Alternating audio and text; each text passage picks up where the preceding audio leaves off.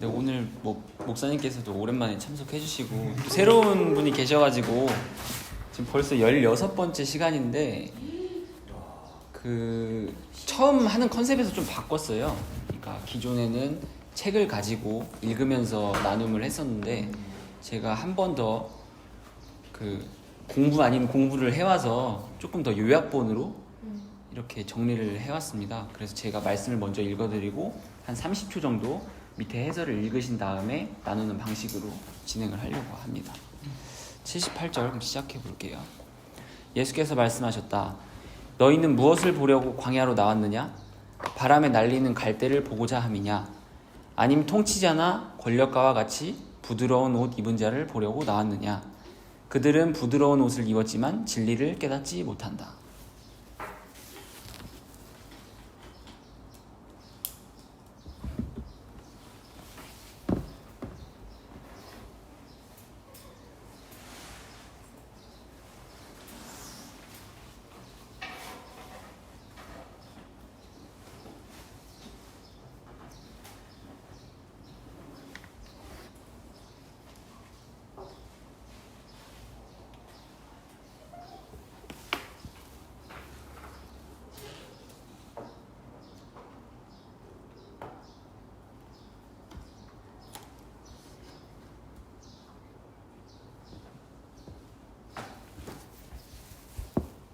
네, 그럼 나눔 시작해 볼게요. 먼저 78절은 공관복음에서도 좀 유사한 구절이고요. 광야에 대한 말씀이 등장을 합니다. 근데 우리가 광야를 생각할 때 좀 두 가지 정도로 인식을 해볼 수 있을 것 같아요. 첫 번째는 종교심을 가진 사람, 우리라고 할 수 있겠죠. 종교심을 가진 모든 이가 세상을 인식하는 방법으로서의 광야예요. 이게 무슨 말이냐면 끊임없이 무언가를 희망하고 바라는 장소라는 거죠. 우리가 하나님을 인식하고 종교 생활을 할 때 내가 어떠한 노력을 하고 어떠한 열심을 행하는 게 광야라고 보통 생각을 하죠. 그래서 어떤 종교심이 축약된 마음일 수 있다. 두 번째로는 영적으로 보면 하나님의 나라라고 볼 수 있을 것 같아요. 그러니까 광야는 사람이 살지 않는 곳이고 있지 않아야 할 곳을 말을 하면서 우리가 은연중에 하나님의 나라를 상상하게 만드는 어떤 두 번째의 의미가 있을 수 있을 것 같아요. 그래서 광야는 말씀 차원에서는 세상 안에서 찾을 수 없는 세계를 말합니다. 또는 그러한 인식을 말합니다. 그러니까 우리는 광야를, 이 세상을 광야로 인식하지만 하나님의 말씀 차원에서의 광야는 세상 안에서 찾을 수 없는 세상이다. 또는 그러한 인식이다. 또 그렇게 볼 수 있겠고요. 그 다음에 마지막에 이제 진리라는 단어가 나오는데 지금 예수님 말씀의 뉘앙스에서는 부드러움을 부정적으로 보고 있습니다. 그러니까 이 진리라고 했을 때 지금 진리나 광야는 거의 동의어거든요. 이 말씀에서는. 근데 이 부드러운 옷을 입은 자, 통치자나 권력가를 왜 비판을 하냐면 이 광야는 아까 말씀을 드렸던 것처럼 세상 안에서 찾을 수 없는 하나님의 나라를 뜻했기 때문에 이 부드러움은 어떻게 보면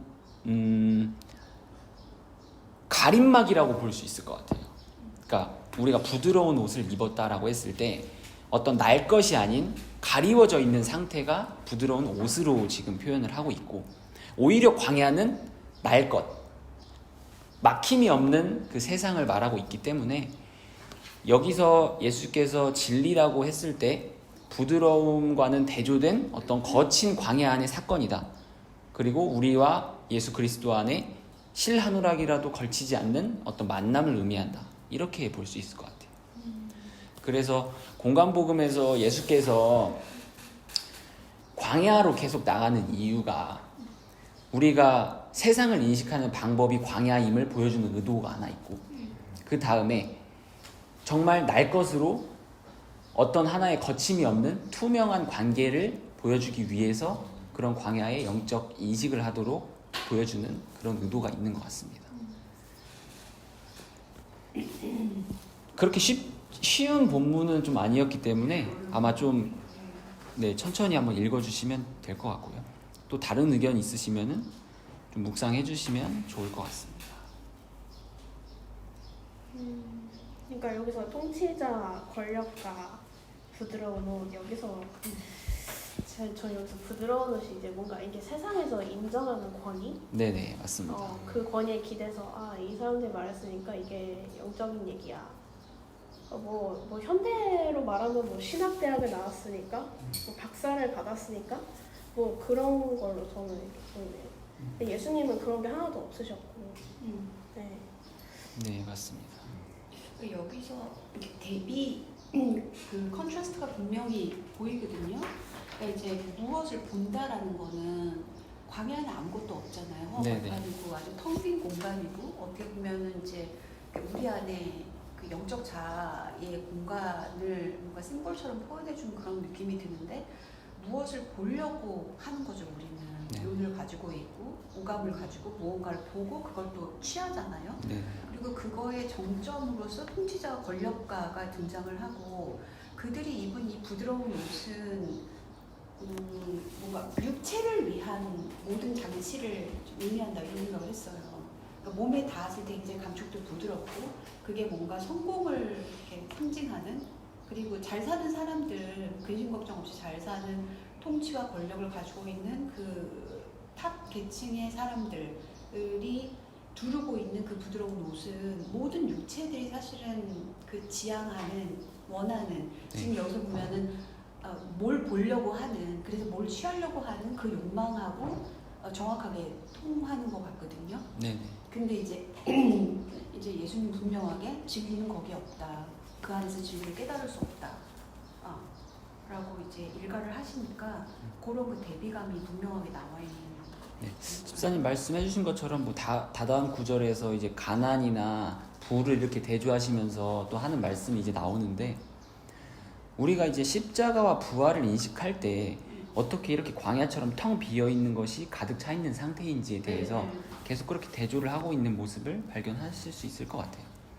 그래서 이 말씀도 어떻게 보면 표면적으로는 어떤 책망이지만 우리가 광야로 나와서 볼 수 없음을 고백하는 그 고백 자아를 이끌어내는 방식에 있어서는 이 광야가 긍정적으로 작용을 할 수 있다. 이렇게 정리해보면 좋을 것 같아요.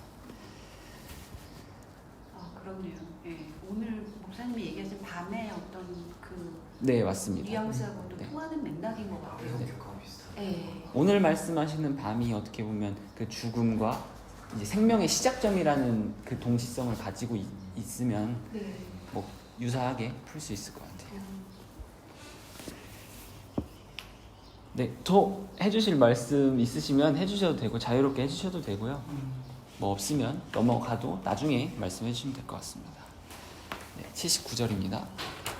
무리 속에 한 여인이 예수에게 말했다. 당신을 낳은 자궁과 당신을 먹은 젖은 복이 있습니다. 그러자 예수께서 답하셨다. 아버지의 말씀을 듣고 지키는 자가 복이 있다. 때가 되면 수태하지 않은 자궁과 젖을 먹인 적이 없는 유방이 복이 있다고 할 날을 깨닫게 될 것이다. 네, 해설이 좀 길기 때문에 좀 충분히 읽고 시작하겠습니다.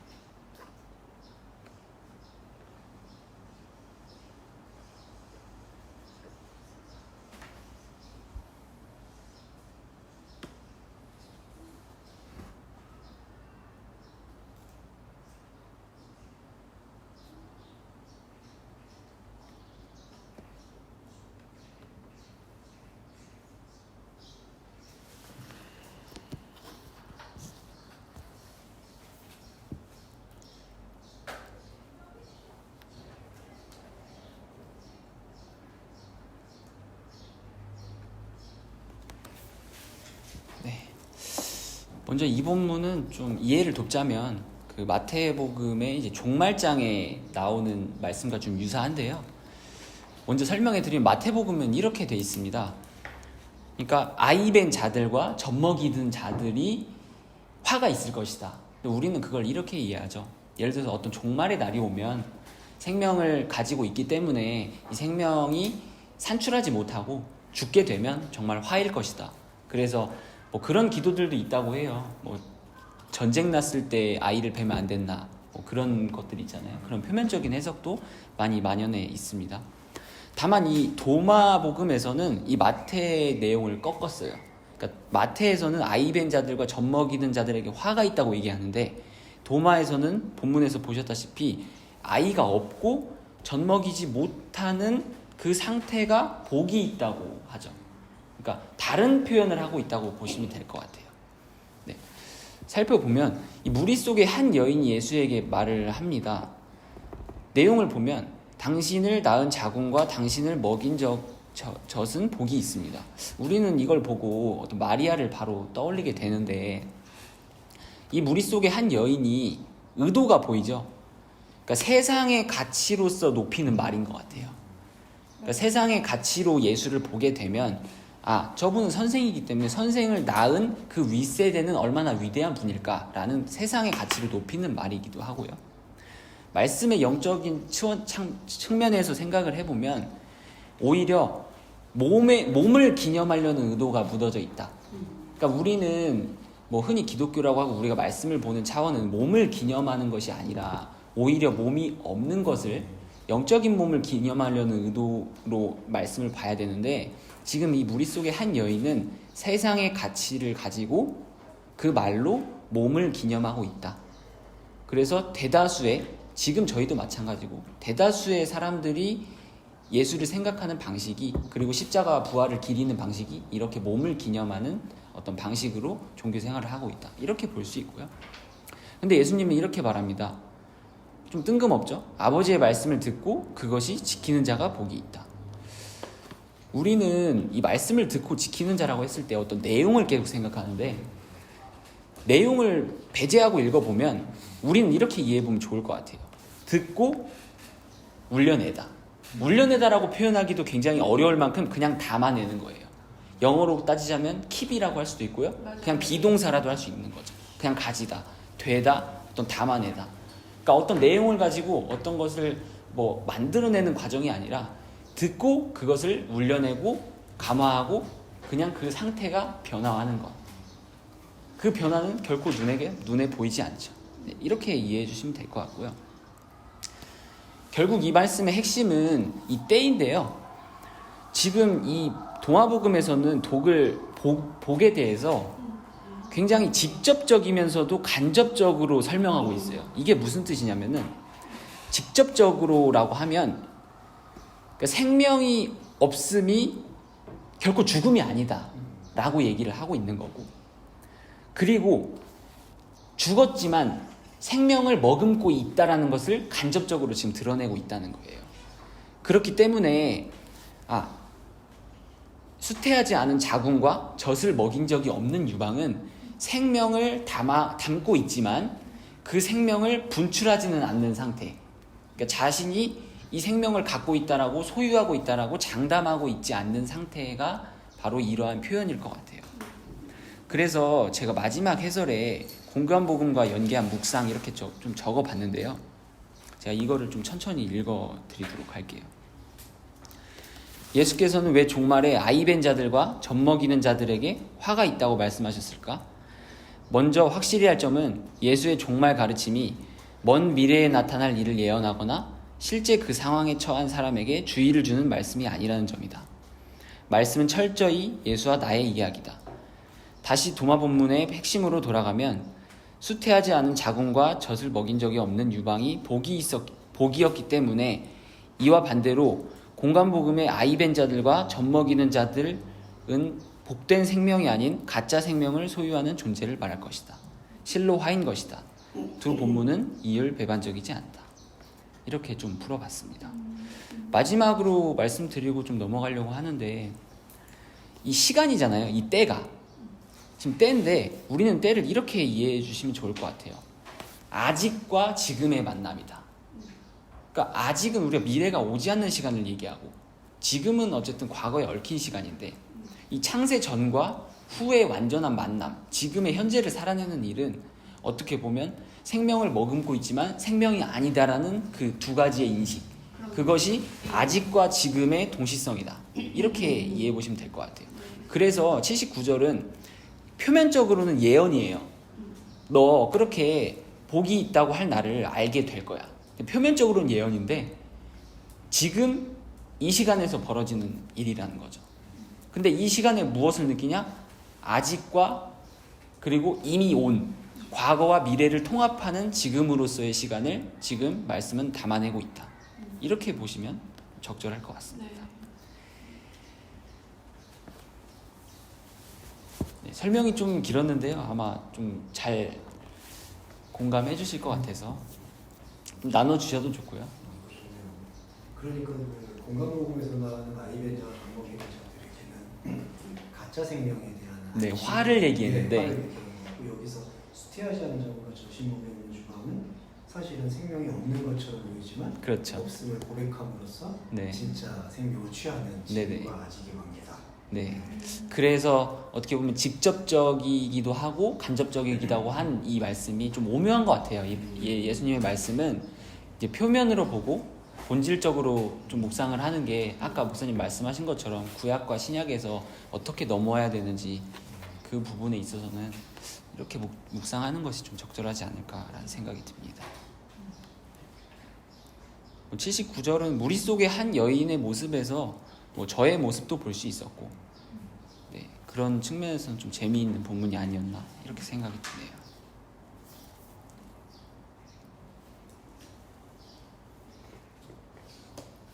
네, 하실 말씀 있으시면 충분히 해주셔도 되고요. 우리 속의 한 여인은 구약의 관점으로 물어보는 거고, 네, 맞습니다. 신약의 관점으로 풀이해 주시는. 네네. 어떻게 보면 무리가 갖고 있는 그 오클로스의 그 속성들이 이제 군집이라고 하죠. 그러니까 우리의 욕망이 어떻게 보면 달려가는 그 한 접점으로 볼 수 있기 때문에 이 여인이 뭐 좋지 않다, 좋다 그런 뜻으로 읽다기보다는 우리가 예수를 기리려는 어떤 마음에서 우리가 그것으로 시작을 했는데 생명이 없다라는 인식으로 추출하는 과정이 이 예수님의 후의 말씀인 것 같아요.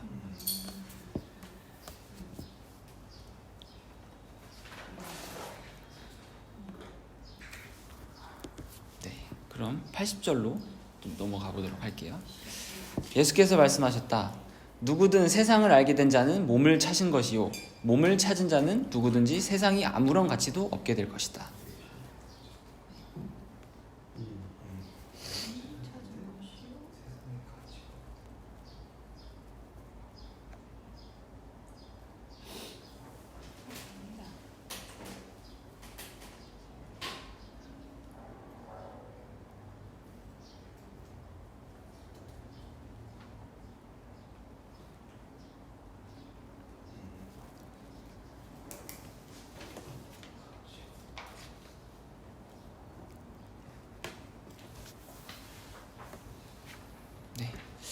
우리가 78절 처음 나눈 본문에서 광야를 진리로 인식하는 과정을 거쳤어요. 80절에서도 마찬가지로 세상을 통해서 우리는 하나님의 나라를 발견하게 됩니다. 결국에는 이 말씀의 역할이죠. 이 80절이 좀 차갑고 좀 오해를 할 수 있는 본문인데, 이 가치가 없게 된다는 말이 저희는 굉장히 부정적으로 다가오지만 여기서 이 가치 없는 세상은 어떤 비교할 수 없는 어떤 소중함에 대한 표현이 아닐까라는 생각을 해보는 것 같아요. 그러니까 세상을 알게 됐습니다. 어쨌든 세상이라는 이 광야의 시간에서 무언가를 알게 됐어요. 근데 무언가를 알게 됐는데 이전에 56절인가에서는 이 몸이 시체로 표현이 됐거든요. 그러니까 시체, 곧 이 세상에서 내가 죽어있다라는 인식, 그것을 찾은 자들은 이 세상이 아무런 가치가 없게 된다고 해요. 그런데 우리가 말씀을 읽는 과정에서 가치가 없다라는 말은 굉장히 긍정적이거든요. 그래서 저는 이 하나님의 나라에 대한 비교할 수 없는 어떤 소중한 표현이다. 좀 이렇게 봅니다.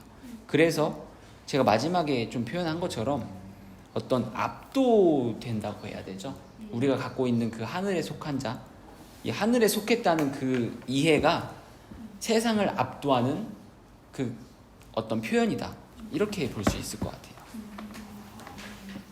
그걸 되게 긍정적으로 보신 거네요. 네네, 저는 이거를 좀 긍정적으로 봅니다. 네, 가치가 없다. 실제로 가치가 없을 수도 있고요. 여전히 우리는 가치 속에서 살아가는데 그것을 저는 이렇게 봐요. 예수님께서 왜 이러한 비유를 했을까? 실제로 우리는 그 가치 속에서 살아가고 있다는 것을 말해주고 있기도 한 거예요. 우리가 그 세상을 가치 있게 표현을 하면서 살아가고 있기 때문에 이 세상의 가치를 무너뜨리는 일이 예수님의 말씀의 과정이다. 이렇게 볼 수도 있을 것 같고요. 그래서 저는 이제 긍정적으로 봅니다.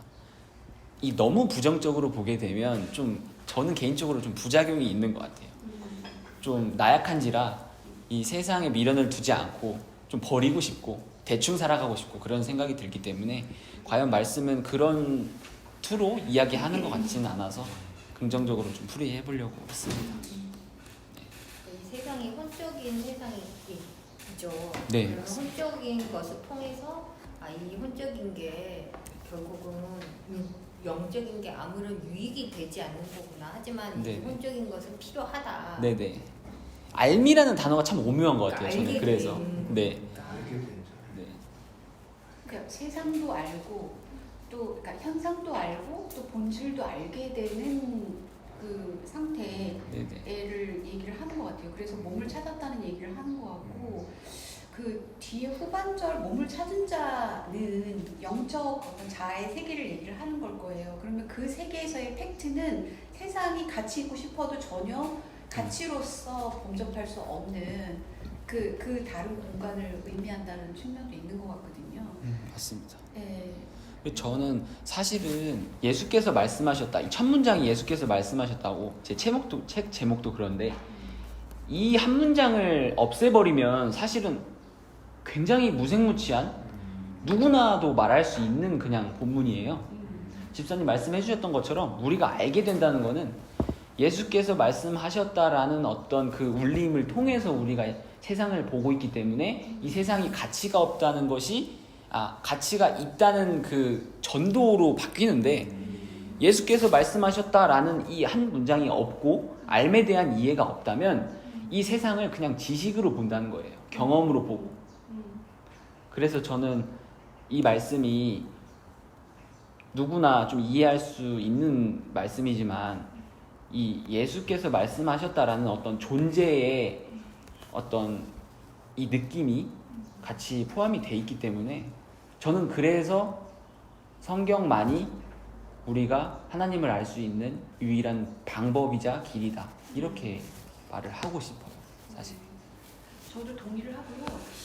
또 이 세상이라는 거는 굉장히 넓잖아요. 그러니까 우리의 몸 밖의 경계선으로 나가면 펼쳐진 게 거의 우주까지도 확장될 수 있는 그런 공간성이고 엄청난 그 정말 코스모스 유니버스인데 여기서 이제 보면 몸이란 아주 그 작은 그 공간으로 이렇게 전환이 되거든요. 네. 그러니까 내 경계선의 외부가 아니라 그 내 안에 있는 내 내부를 보게 하는 네. 그러한 울림이 있는 그 표현이라는 생각이 들어요. 네. 그러니까 세상에 향했던 눈 속에서 막 당황을 하다가 결국 그 세상의 본질을 알게 되면은 결국에는 그 몸을 향해서 내 안에 있는 몸, 그 영적인 그 몸을 향해서 갈 수밖에 없고 그런 그 몸의 세계에서는 세상이 가치 둘 곳이 없다. 그러니까 세상이 가치로 환산될 수 없는 다른 영역이다라는 거를 얘기하시고 싶지 않았나 생각합니다. 맞습니다. 여기서 세상하고 몸은 사실은 일반적인 생각에서는 좀 부정적인 개념인데 이거를 알게 됐고 이 몸을 찾았고 이 뒤에 어떠한 상태가 붙으면 이걸 긍정적으로 얼마든지 해석을 할 수 있다는 점. 맞아요. 그렇게 이해해 볼 수 있을 것 같아요.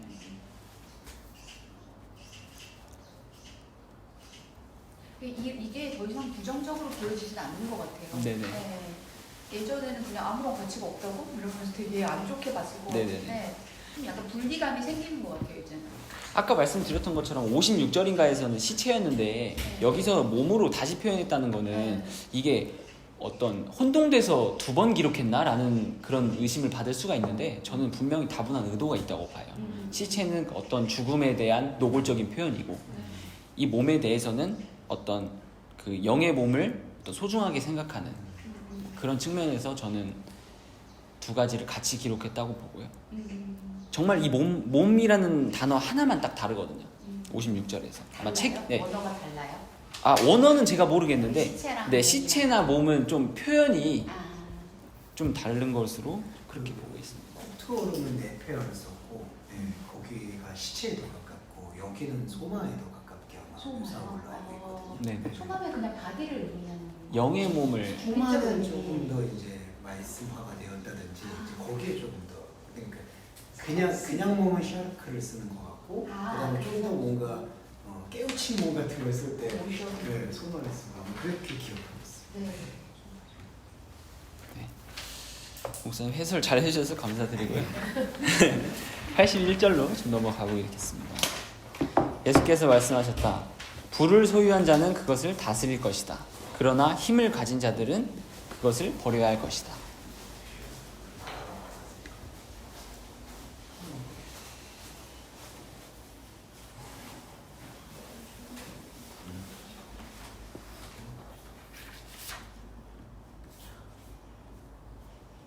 힘이 없으면 그게 생기나?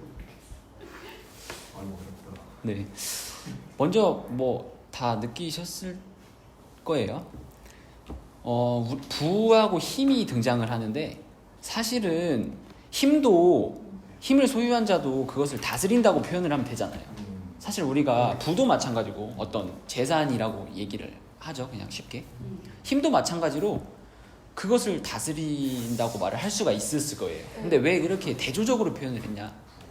저는 여기서는 힘을 확실히 부정적인 뉘앙스로 깔고 간다고 보고요. 네. 우리가 갖고 있는 그 무한한 욕망의 힘은 어떤 절제할 수 없는 그런 표현으로서 에너지, 부정적인 에너지를 표현한다고 보고, 그러면 이때 부는 뭐냐? 저는 긍정적인 의미로 풀었는데요.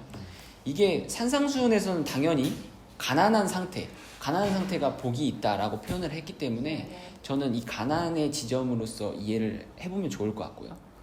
쉽게 풀이를 해드리면 우리가 쉽게 떠올릴 수 있는 것처럼 어떤 쉼이나 여유를 내포하고 있다. 이 부는. 네. 힘은 뭐 절제해야 되고 뭔가 강하고 이런데 이 힘과 대조한 부는 어떤 여유나 쉼을 말하고 있다. 좀 이렇게 볼 수 있을 것 같아요. 이것이 우리 말씀의 어떤 단어에서는 안식에 가까운 거죠. 그러니까 제가 아까 말씀드렸던 것처럼 산상수훈에서 그 존재의 가난이 어떻게 복이 되는지, 말씀의 선언으로서 복이 되는 그 변화의 지점에서 우리 안에 머무르는 그 존재성이 안식으로 이해를 하게 된다는 거죠. 그래서 여기서 예수께서 말씀하시는 이 부의 소유가 우리가 부를 그냥 가진 것이 아니라 어떤 그 안식에 머무르는 그 상태, 안식에 머물러서 이것저것 하는 게 아니고 그냥 안식의 상태를 부를 소유했다, 이렇게 표현을 하는 것 같아요.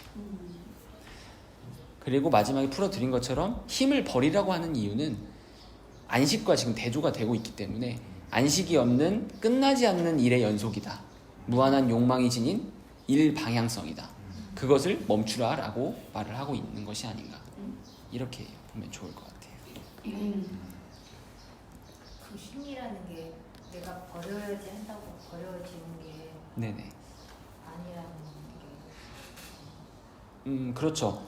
그러니까 이게 지금 명령이라기보다는 부를 소유한 사람이 더 이상 힘을 발휘하지 않는 의미로 읽으시는 게 좀 적절할 것 같아요.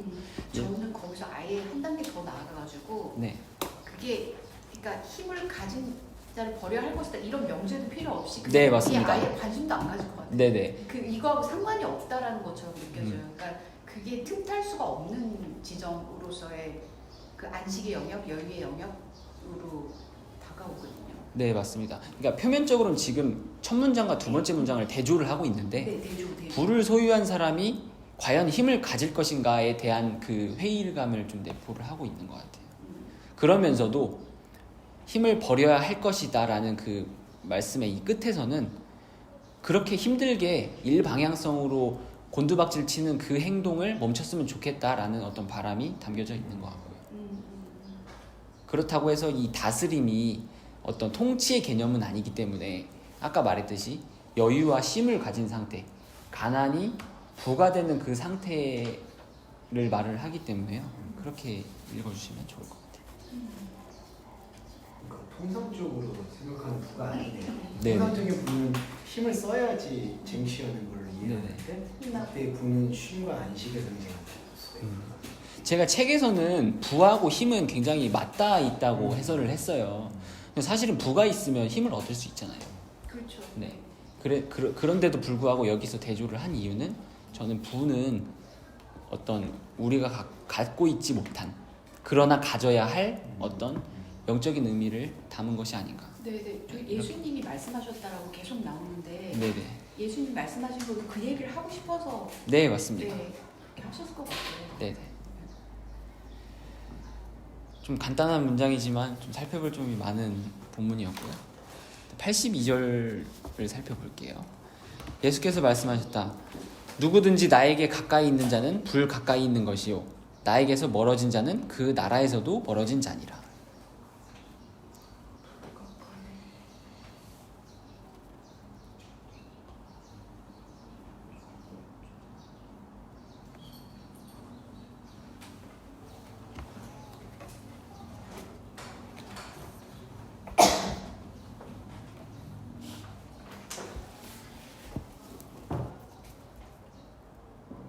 네.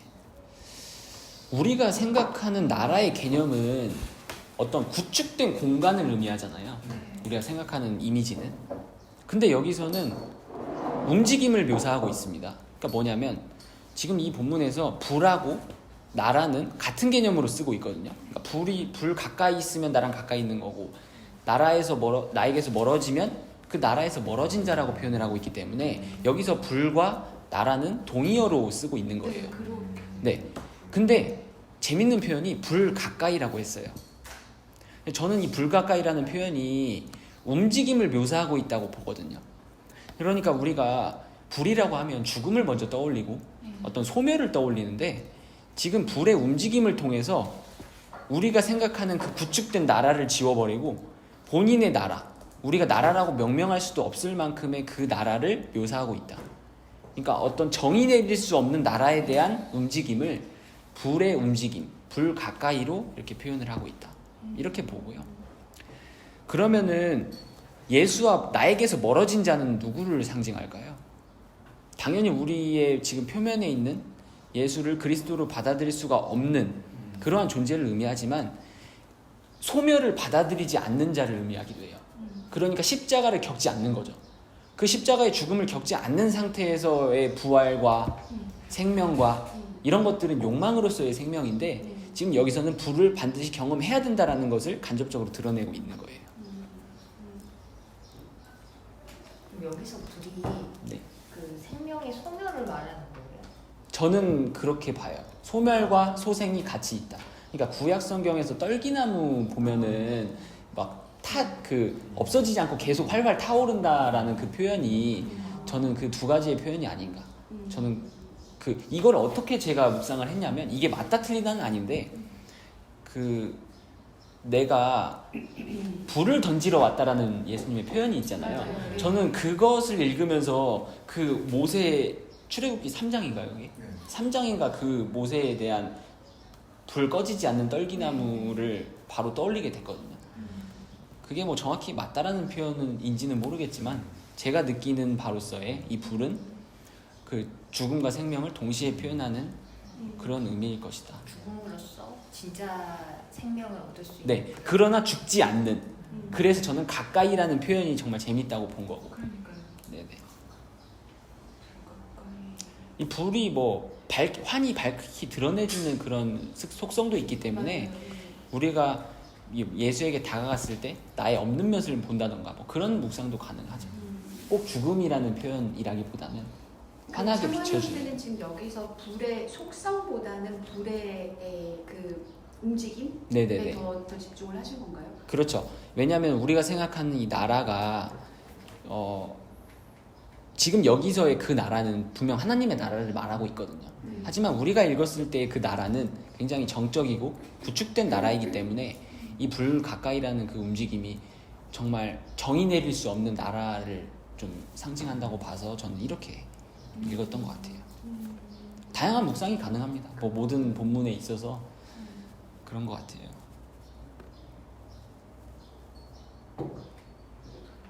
꺼지지 않는 불이 이건가? 저는 뭐 그렇게 보는데, 그러니까 여기서 이렇게 적었네요. 없으나 없어지지 않는, 죽으나 죽지 않는 상태다.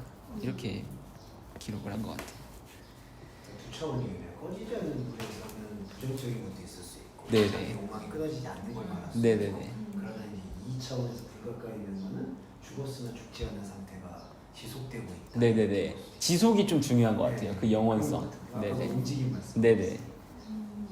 그래서 뭐 아지랑이라고 표현을 하는데 이 불이 막 보이진 않는데 계속 움직이고 있다고 하잖아요. 네, 그렇게 들었어요. 형태가 딱히 없대요. 네네. 그러니까 전체적인 실루엣은 있는데 그 안에서 보면 굉장히 이렇게 다이내믹하게 여러 가지 형태를 이렇게 바꿔가면서 이렇게 있다고 그러더라고요. 네. 좀 재밌는 표현이 아니었나. 우리가 공간복음만 읽었을 때 그 불은 굉장히 무서운 불로서 많이 읽었는데 저는 이 불이 굉장히 따뜻한 불일 수 있겠다 이렇게 봅니다. 네, 83절입니다. 예수께서 말씀하셨다. 형상은 사람이 볼 수 있다. 하지만 그들 안의 빛은 아버지의 빛의 형상 안에 감춰져 있다. 그는 밝혀질 것이나 그의 형상은 그의 빛에 의해 감춰져 있다. 84절입니다. 너희들은 너희와 닮은 것을 보면 즐거워하지만 죽지도 않고 보이지도 않으며 너희보다 앞서 존재하는 너희들의 형상을 보면 너희가 과연 감당할 수 있겠느냐? 뭔가 되게 심오하다. 84절 정말 좋죠. 네. 네.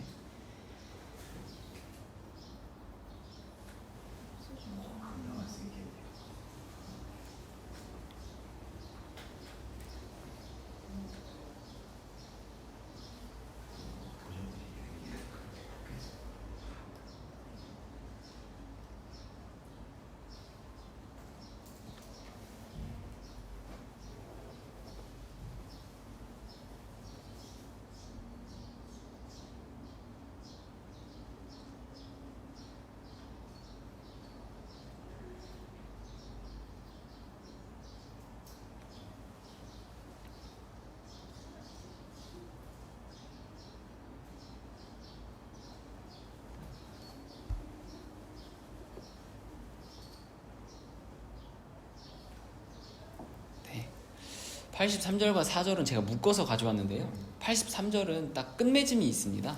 84절은 보시다시피 물음으로 끝내죠. 그런데 저는 이 말씀이 굉장히 비슷하고 거의 동일한 의미를 지닌다고 봐요.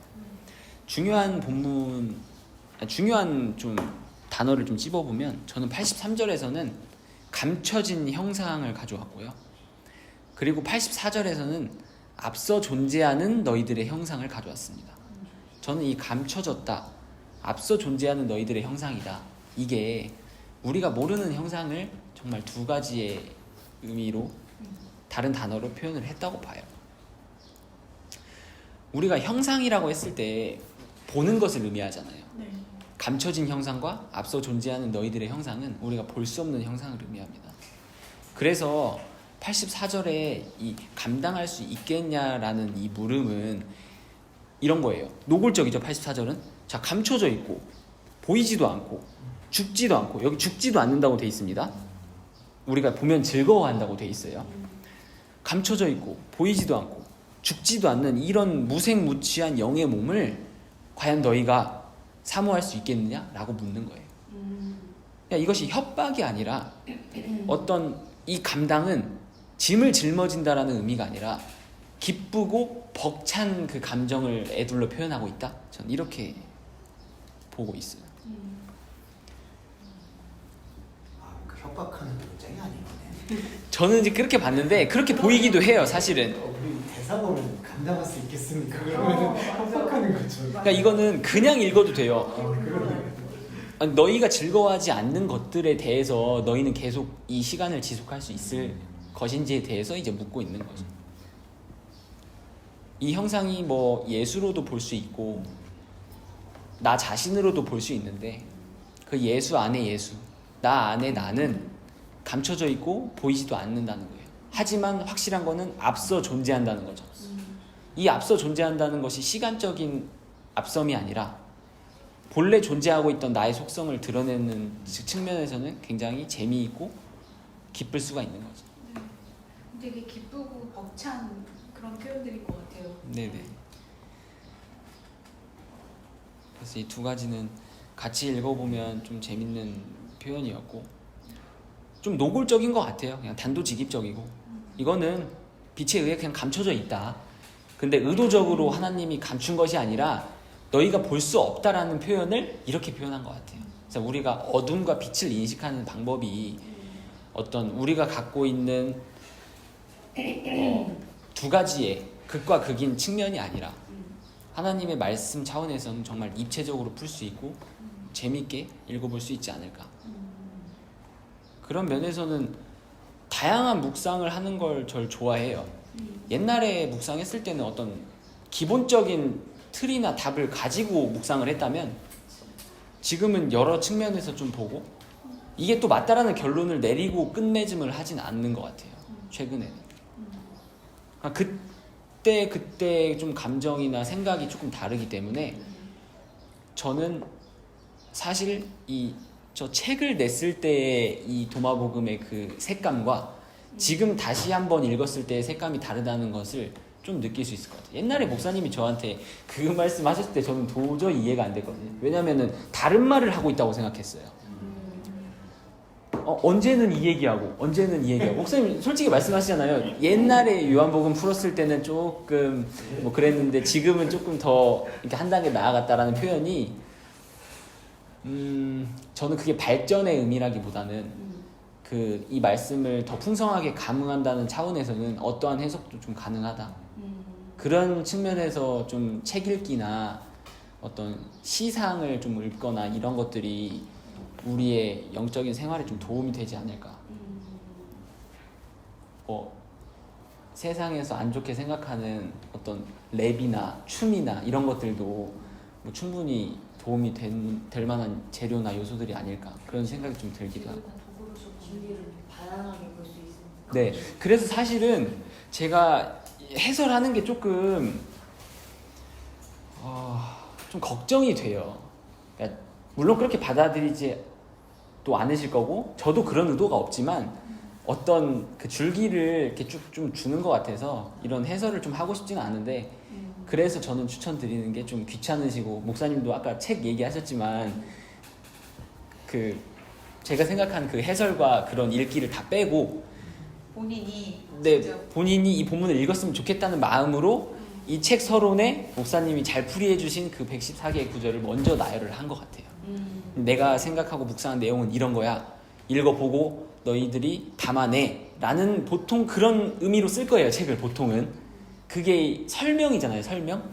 근데 이거는 설명이 아니라 본인한테 하는 그냥 말이기 때문에 이걸 좀 오해해도 어쩔 수 없다. 뭐 그런 것들도 있고 그래서 저는 전문을 먼저 쭉 읽으셨으면 좋겠다. 그런 생각이 듭니다. 왜냐면 경험치들이 다 다르고 네. 다 각자의 세상에 있는 존재들이잖아요. 그러니까 필터들이 다 다르고 맞습니다. 그렇죠. 그러나 이제 우리가 보는 하나의 방향은 똑같기 때문에 네. 그걸 이제 놓고서 각자의 언어로 또 이렇게 그 재해석될 수 있는 그런 묘미들이 있는 것 같아요, 진짜. 제가 무궁무진하게. 그 도마복음 이것만 말씀드리고 마치겠지만 도마복음을 처음에 읽었을 때 우연히 제가 구글링 하다가 이게 보게 됐거든요. 근데 그러다가 목사님하고 대화를 했는데 목사님도 뭐 10년 전에 이 도마복음에 대한 해설을 했다는 거예요. 근데 그 해설집을 진짜 너무 찾아보고 싶었는데 찾아보지 않았어요. 그러니까 그거를 읽으면 내가 그 방향대로 갈까봐 그거를 안 읽고 그냥 전문을 읽고 나서 이제 한 1년 4개월 정도 이제 썼는데 그때 그걸 잘한 것 같아요. 그리고 목사님이 이제 보내주셔서 제가 읽었는데 완전 저랑은 다르게 푼 구절들도 많고 그래서 아 이게 묘미다. 내가 만약에 저분의 지식을 갖고 읽었으면 정말 유사하게 썼겠다라는 생각이 들 정도로 매력적이어서 그래서 저는 조금 귀찮고 저한테도 하고 싶은 말이에요. 지금도 굉장히 성경 읽기나 그런 묵상의 시간이 좀 부족한데 좀 억지로 시간을 내서라도 하루에 뭐 몇 분씩 꾸준하게 좀 읽었으면 좋겠다라는 다짐이 좀 들고요. 근데 꾸준하다라는 표현이 매일매일이라는 표현은 아닌데 어쩔 수 없이 우리가 갖고 있는 속성이 저는 이제 회사원이기 때문에 출근을 하잖아요. 계속 매일매일 출근을 하잖아요. 근데 그게 나중에 습관이 되더라고요. 근데 말씀 읽기도 좀 습관이 되면 저는 아직까지 그런 습관이 없는데 아마 목사님이 있으실 것 같아요. 저도 있어요. 목사님도 그래서 일주일에 매일 이렇게 예배 준비를 하시는 것 같아. 저 예배 안 하면 큰일 진짜. 났어요. 저 말씀 안 볼 것 같아요. 제가 다들 공감할 거예요. 그런 얘기들. 네. 그래서 뭐 생업이 있으시니까 예, 저도 얼마나 힘드시겠어요. 강요 드리는 건 아니지만 저도 거의 일주일에 목사님의 말씀을 듣는 게 거의 전부일 만큼 이거를 다시 나누지 않았다면 저는 저번에 고백했다시피 이 책을 다시 한 번도 펴보지 않았을 거예요. 펴보고 싶지 않은데 약간 부끄럽기도 하고요. 지금 쓴 거 보면 다시 쓰고 싶다는 생각도 많이 들어서 아무튼 좀 그런 것 같아요. 저희 이번 이제 돌아오는 주까지 한 꼭지씩 쓰시는 거 맞아요. 하시면 좋을 것 같고요. 네. 그거 수련 그거 때 예. 얘기하셨죠. 그리고 좀 은원드릴 거 하나만 쓰시면 그걸 신호로 할까요? 아니면은 그냥